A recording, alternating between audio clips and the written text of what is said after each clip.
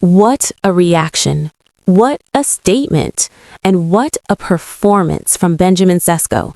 After Manchester United's dramatic 2-1 comeback win over Crystal Palace, Palace manager Oliver Glasner had something very honest and very powerful to say about the man who denied his team even a single point. Yes, the opposition manager singled him out, Benjamin Sesko. Let's break down everything that was said and why it matters. Crystal Palace were so close. They had the lead. They were disciplined. They were compact. Even when they went down to 10 men, they were fighting. Then came the moment. The cross from Bruno Fernandes, perfectly delivered. And there he was, Benjamin Sesko, exactly where a striker should be, rising above the defense, attacking the ball. 2-1, game over. No points for Palace. And after the match, Oliver Glasner didn't hide from it. In his post-match reaction, Glasner admitted the obvious. He denied us even a single point, he said. That's a powerful thing for an opposing manager to admit, because it means one player made the difference, one movement, one header, one decisive moment. Glasner went further. He emphasized how important it is for a striker to be in the right place at the right time. He was there right where he needed to be to receive Bruno's cross. That sentence says everything. Positioning, awareness, instinct. That's elite striker behavior. Let's pause and appreciate that. Goals don't happen by accident. Strikers don't just randomly appear in perfect positions.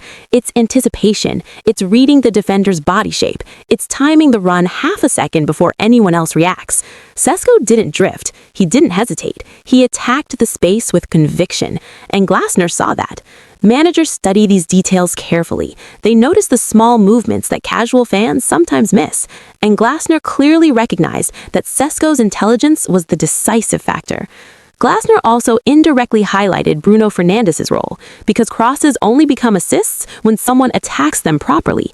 Bruno delivered the ball into a dangerous zone, but it still required a striker to gamble, to commit, to believe the ball would arrive.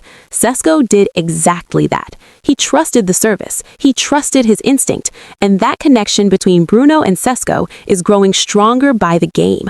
Opposition managers are noticing it. Defenders are starting to fear it. When your own manager praises you, it's expected. When pundits praise you, it's normal. But when the opposition manager publicly acknowledges that you destroyed his game plan, that's different. That's respect.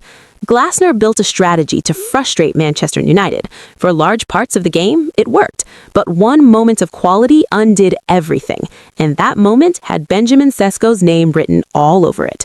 Earlier in the season, questions were being asked. Could Cesco adapt? Could he be clinical? Could he handle the pressure? Now the conversation is changing. Now it's about consistency. Now it's about dominance. Now it's about impact. This wasn't just a goal. This was a match-winning goal. And match winners change seasons. What stands out most is confidence. Cesco no longer looks like a player trying to prove himself. He looks like a player who belongs. His movement is sharper. His body language is stronger. His celebrations carry belief. And when opponents see that confidence, it creates doubt in their own defenders. That psychological edge is real. Glasner's words reflect that recognition. This performance also says something about Manchester United's structure. The cross wasn't random. The positioning wasn't accidental. This is tactical organization. Michael Carrick has clearly built a system that allows Cesco to thrive. Wingers stretching play, midfielders delivering early balls, striker attacking zones. Simple, effective, deadly. For Crystal Palace, this defeat hurts. They were minutes away from securing at least a point. They fought hard. They defended bravely. But football is ruthless. One lapse, one moment of brilliance, and everything changes. Glasner didn't blame luck. He didn't blame the referee. He pointed directly at the decisive quality of Cesco. That's honesty, and that's respect. Opposition managers are watching, they're analyzing, they're planning ways to stop him. That's the next test for Cesco. When defenders double up, when crosses are blocked, when space becomes tighter, can he deliver? If he continues scoring match-winning goals, his reputation will skyrocket, and statements like Glasner's will only fuel his confidence.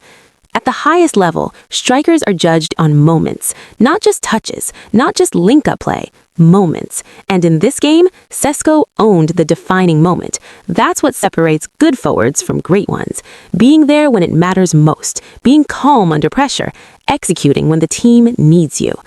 Oliver Glasner didn't plan to praise a Manchester United player after losing, but he had to, because Benjamin Sesko denied his team even a single point. He was exactly where he needed to be. He attacked Bruno's cross with conviction. He delivered when it mattered. And now the football world is paying attention.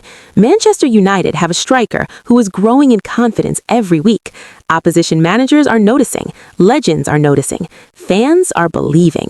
If this trajectory continues, Cesco won't just be scoring goals, he'll be defining seasons. United fans, how important was this goal? And is Cesco becoming the striker this club has been waiting for?